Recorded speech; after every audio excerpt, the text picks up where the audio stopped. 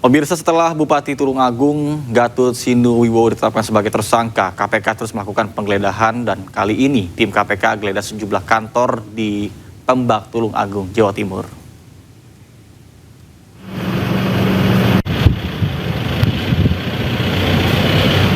Jumat pagi sekitar pukul 9, tim KPK tiba di kantor Pemkab Tulungagung, Jawa Timur. Tim menggeledah kantor PUPR dan kantor Badan Pengelola Keuangan dan Aset Daerah atau BPKAD.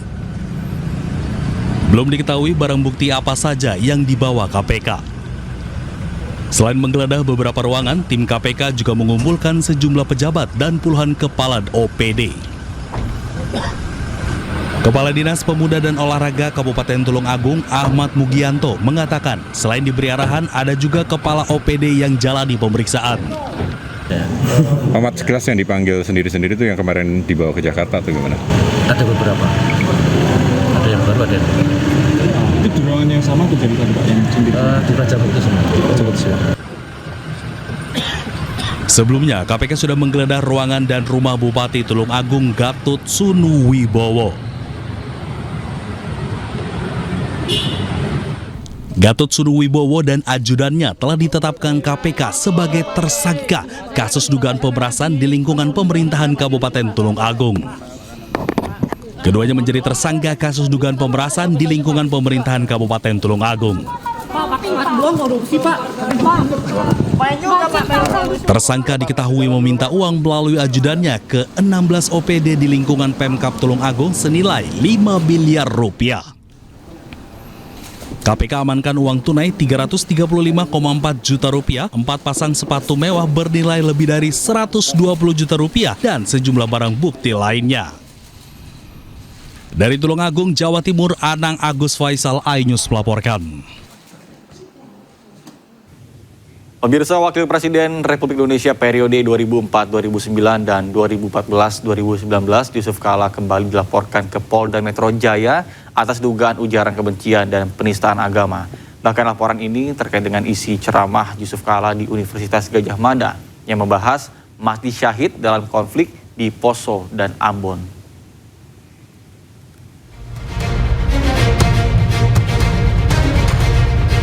Forum Persatuan Islam Indonesia mendatangi Sentra Pelayanan Kepolisian Terpadu Polda Metro Jaya untuk melaporkan Yusuf Kala. Pelapor menilai pernyataan Yusuf Kala pada Kamis 5 Maret 2026 di Masjid Universitas Gadjah Mada mengandung unsur disinformasi teologis dan berpotensi memicu ketegangan antar umat beragama. Mereka berharap proses hukum dapat berjalan objektif dan transparan tanpa memandang status sosial terlapor. Selain itu, pelapor juga menyampaikan permintaan maaf kepada umat Kristiani apabila pernyataan tersebut menimbulkan ketersinggungan. Kurang ideal dalam pernyataan beliau pada hari Kamis 5 Maret 2026, tepatnya di Masjid UGM. Pada pernyataan beliau itu beliau mengatakan bahwasanya kami menduga ada unsur ujaran kebencian yang tidak sesuai dengan agama atau ajaran-ajaran agama yang berlaku. Pihak pelapor mengimbau agar para tokoh agama dan pejabat publik lebih berhati-hati dalam menyampaikan pernyataan di ruang publik guna menjaga kerukunan dan keharmonisan antar umat beragama. Dari Jakarta Selatan, Helmi Sajangbati, iNews melaporkan.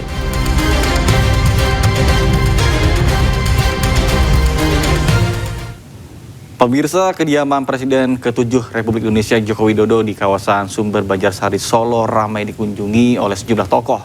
Di antaranya adalah mantan Wakil Gubernur Jawa Barat Deddy Mizwar serta Wakil Bupati Bandung periode 2021-2026 Syahrul Gunawan.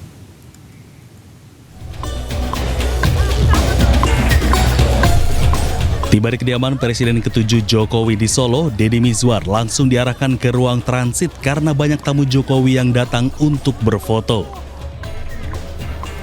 Usai pertemuan, Deddy menyampaikan bahwa kunjungannya merupakan bagian dari silaturahmi terlebih masih dalam suasana Lebaran. Saat ditanya kemungkinan mengajak Jokowi bermain film, Deddy justru memuji sosok Jokowi yang dinilai semakin populer. Bahkan, ia membandingkan antusiasme masyarakat terhadap Jokowi seperti penggemar terhadap bintang film India. Pak Jokowi apa diajak main film, Pak? Hah? Diajak main film? Enggak, saya bilang beliau ini sekarang kelihatannya malah popularitasnya sama dengan ini Syahrukh Khan. Tiap hari banyak pengamanan minta foto, beliau ketawa. Selain Deddy Mizwar, Wakil Bupati Bandung periode 2021-2026 Sahrul Gunawan juga hadir di kediaman Jokowi. Didampingi istrinya Dine Mutiar Aziz, Sahrul langsung masuk ke ruang transit. Saat dikonfirmasi, Sahrul mengaku hanya bersilaturahmi dengan mantan orang nomor 1 di Indonesia.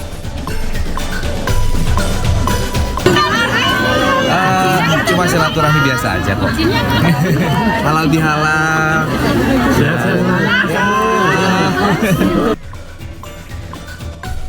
Kedatangan Sahrul ke Solo ini juga menyedot perhatian para tamu Pak Jokowi sehingga jadi sasaran untuk berfoto bersama. Dari Solo, Jawa Tengah, Septiantoro, iNews melaporkan. Pemirsa, Kementerian Haji Republik Indonesia resmi melepas keberangkatan ratusan petugas penyelenggara ibadah haji Arab Saudi. Cek. Bagian kiri apa nih? Siap, bakar bandara. Suasana haru dan semangat mewarnai acara pelepasan petugas haji di Asrama Haji Kelas 1 Jakarta Pondok Gede pada Jumat pagi.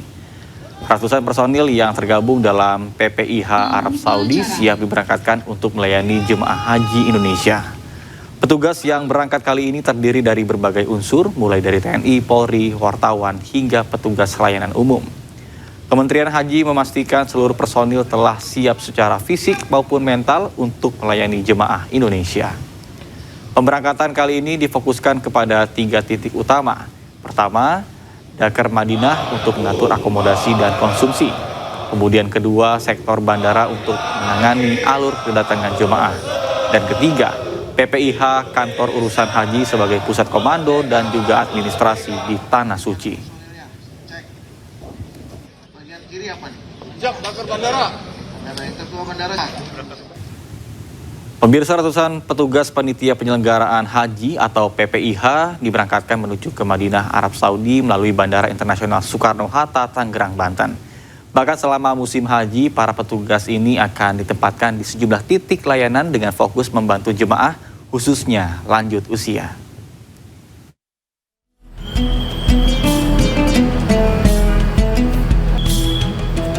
Keramaian tampak di Bandara Soekarno-Hatta saat ratusan petugas PPIH bersiap menuju Arab Saudi. Para petugas terlihat melakukan proses keberangkatan sambil membawa perlengkapan tugas masing-masing. Sebanyak 460 petugas gabungan dari Kementerian Agama, Kementerian Kesehatan, unsur TNI Polri, hingga elemen masyarakat diberangkatkan untuk menjalani tugas selama 77 hari di Madinah. Para petugas ini nantinya ditempatkan di 2 titik utama, yakni bandara dan wilayah Madinah, guna memberikan pelayanan, pembinaan, serta pendampingan bagi jemaah haji Indonesia. Jadi Kementerian Haji kurang lebih 12 layanan lebih lah gitu untuk jemaah haji Indonesia ini dengan berbagai tupoksinya, ya, dari transportasi, akomodasi, kemudian konsumsi, lansia, landis, MCH, dan lain sebagainya. Itu semuanya setiap jemaah haji Indonesia sudah mendapatkan pelayanan dari Kementerian Haji dan sudah dipetakan ke dalam tupoksi masing-masing di tiap sektor, tiap dakar. Kehadiran petugas ini untuk memastikan kenyamanan dan keselamatan jemaah selama menjalankan ibadah haji tahun ini. Dari Tangerang, Banten, Hasnugara, iNews melaporkan.